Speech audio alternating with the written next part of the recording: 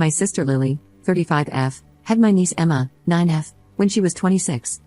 At the time, she was living with my parents along with her then boyfriend, and they had both just gotten out of rehab for substance addiction. Neither she nor her boyfriend were able to stay clean for long, and she was using throughout her pregnancy. When Emma was almost 2 months old, she came to me, begging me to take care of Emma for 2 months while she checked into rehab again to get clean. I was 22 years old, living in an efficiency apartment while putting myself through law school.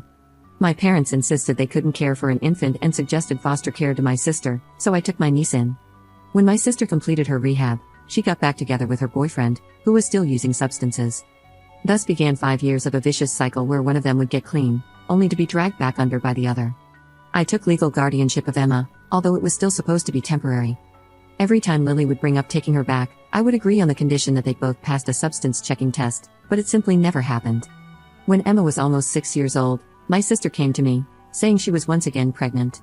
This was the turning point for her, and she gave birth to my nephew, having been clean for almost 8 months.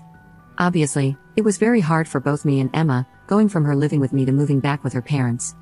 We went to court and worked out a custody arrangement where I still have Emma every weekend, but she spends the week with her mom and dad. We attended family therapy together for the first year, and once we settled on a routine, we stopped. Here comes the issue. My sister is once again pregnant, and she and her former boyfriend, now husband, say that they don't want to allow Emma to come with me on weekends because apparently, she comes home to them acting like a brat. I absolutely understand the issue. I explained to my sister that when Emma is with me, she is the center of attention, and going from that to having to fight her brother for her mom's limited attention between bouts of morning sickness has to be hard.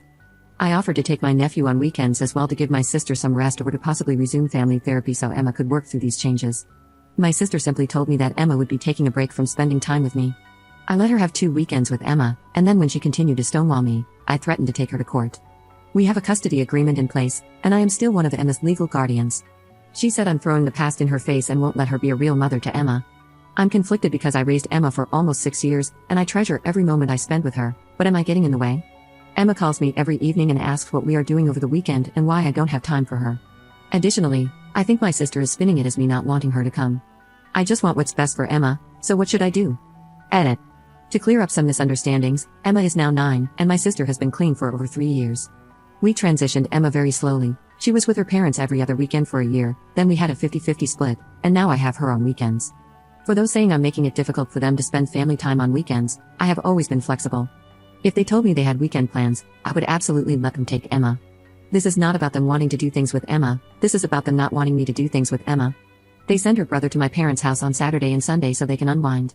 The past 2 weekends, they also sent Emma to her grandparents, so I don't see how it's that different if I take her.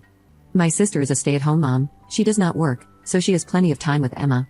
She is almost 300 pounds and rarely leaves the house, which always looks like a tornado hit. My parents purchased a house for my sister when Emma was 3, hoping it would help her regain custody. With my brother-in-law working an IT job, they are able to make ends meet. I drive Emma to karate, swimming, and Girl Scouts every week and am in constant contact with her to make sure she is doing well. My brother-in-law has relapsed twice in the past 3 years, but he was kicked out of the house both times, so Emma wasn't forced to witness anything. Anyway, I reached out to the therapist Emma used to see and made an appointment for Friday after school. The way we always do appointments is she gets to talk to her therapist alone first, and then I come in, and we talk together. I'm going to make sure she knows I will always have time for her, and will always want her.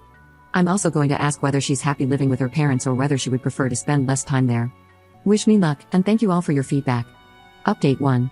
Hey, I've had so many people reach out for an update but the last month has been so crazy. So, in short, my sister gave birth, and I now have custody of all 3 children. I took Emma to an emergency therapy session, and she revealed a lot of mental manipulation that Lily had been doing. Apparently, my sister told her that she had to beg me to take her as a baby, and that I had never wanted her and gave her back as soon as I was able to. Giving my sister credit where it is due, I did not originally want to take my niece in. I was in my first year of law school, living in an efficiency apartment, and flat broke. The idea of caring for an infant, even for just a couple of months, while in school was scary, and I didn't know how I would manage. I relied heavily on government assistance and my parents. That didn't mean I didn't love her or that I wanted to give her back. I was trying to do what I thought was best for her at every turn. After the therapy session, I filed for an emergency custody order, citing parental alienation, but also the ace up my sleeve that my sister was getting high, which violated her conditions under which she could have custody. It's not legal in my state, and she doesn't have a prescription either, so I requested a toxicology screening and a home visit, citing the state of the home as well. I had said that the house was a mess, but it was to the point of being a health hazard and a hoarding situation. I was granted emergency custody, and CPS showed up at my sister's door on the following Monday. I knew this much was going to happen. I said in my previous post that I was confident in the fact I could get custody back, and that is because I was aware of her getting high from time to time. To be clear, I didn't see it as a problem. She gets migraines and uses it. However, I was not above using this to my advantage if need be. This is, however, where everything went off the rails unexpectedly. Some people on the last post said that I clearly dislike my sister. I don't. I love her, and I think that most of her troubles are due to her trusting nature and the people she surrounds herself with. However, I will be clear, I hate my brother-in-law. When CPS arrived, they found that my brother-in-law had been growing substances right out of their basement. When they screened both of them, they tested positive for an overwhelming amount of substances. They immediately removed my nephew, reached out to me to take him. They were both arrested on charges related to my brother-in-law's horticultural activities in the basement. I can honestly say I didn't see it.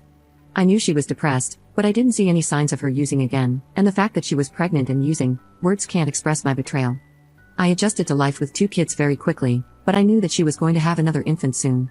So, I visited my pregnant sister in jail, and I made a deal with her. She gave up all parental rights to all 3 kids in exchange for me paying her bail and providing her with an attorney so that she had the best possible chance of avoiding jail time.